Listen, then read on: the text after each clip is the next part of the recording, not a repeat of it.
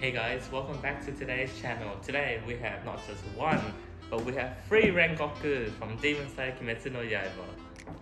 Starting off, we have the cheapest Rengoku out of the 3, Bandai Spirit Rengoku.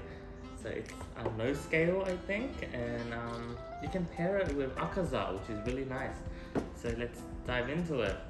It appears that this Rengoku has 2 face displays.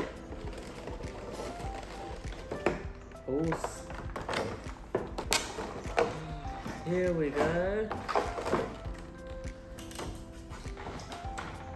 So yeah, Rengoku comes with 2 faceplate, a basic one and also he's the one where he lost an eye, Akaza. Move this aside. So the figure is very easy to detach. Everything is pretty much in one piece.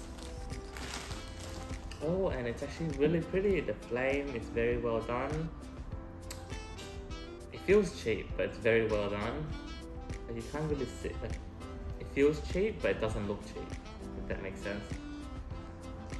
And yeah, the face sculpt, everything looks really nice. I just feel like the cape is a bit smudgy, but other than that, it's a really nice figure.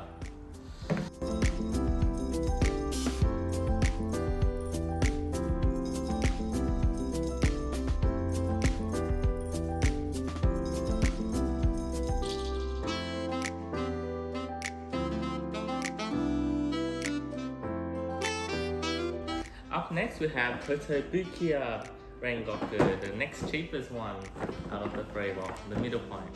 So the good thing about Kotobukiya is their base is really nice. Not just that, but the figures are pretty affordable for a scale figure. Except usually they go up in price a lot because I mean sometimes I just have to wait for those reruns and yeah. And I completely forgot to buy Kyoujurou, which is kind of sad, but you know, I'll get up to it eventually. Anyways, so yeah, the boxes comes in like with one of these zipper box. Annoying as. Yeah, so it appears that this figure comes in 2 pieces. So Rengoku is already on the base.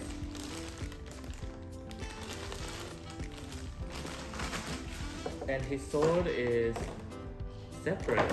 So his base is really nice. Okay, anyways, we finally got the sword in. I feel like his finger was gonna pop out as I was pushing in the hilt of the katana. And yeah, this figure is really heavy. It's actually really heavy. In terms of the cape, it's much better than the Bandai Spirit one. So as the painting on top as well, with that red to orangey on his coat thing. In terms of the detail, it's obviously much better as well. Like you can see, actually you can't really see, but I mean, if you were to look from behind, then the ink is much more smooth and clearer. I'm not a fan of his face sculpt though. Looking at the 2 face sculpt, I do prefer the Bandai Spirit one. This one feels a bit too clean. I don't know. It feels a bit emotionless, kinda. But then the base is really nice. Yeah, and as you can see, size different. It's much bigger than the Bandai Spirit. Let's move on to the next one.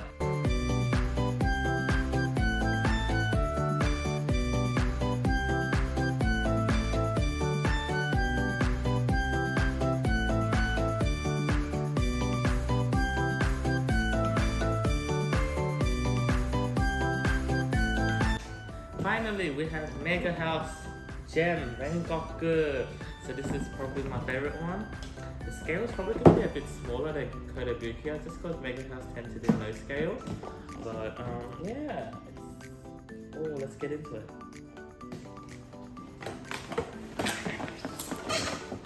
Before we get into the figure, this box is absolutely so nice with the background. I don't know if you can really see it, but you can see it through the background. It says Rengoku Kyoujurou and it has a really nice red flame to it. But it actually suits really well, and I think it's a really nice background to take photos with for this figure.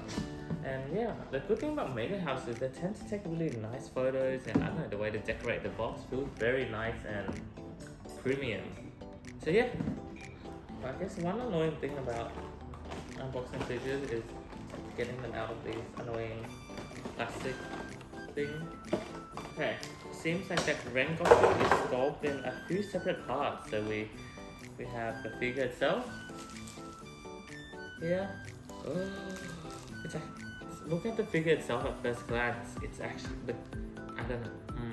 It's much better than the other two in my opinion. It is smaller compared to Kotobukiya. It's more around the same size as the Bandai Spirits, if you can see, but the detail looks much better, way better. Like, yeah, to be honest, I wouldn't compare. I know, but MegaHouse tend to make things really nice, but it's so expensive at the same time. Well, except some figures, they tend to not execute nicely though. So we also have the sword sculpted separately. This thing as well, the sheath. Okay, first up we have the nice simple base. I really like this base. It's much better than most MegaHouse bases, I guess. And I think we can just slot the guy on. Finally, we got Rengoku into his base. Okay, next up we have these flame pillars. Oh, I think should be really easy to slip on, I guess. I think I'm putting it in the right place. Yeah, should be.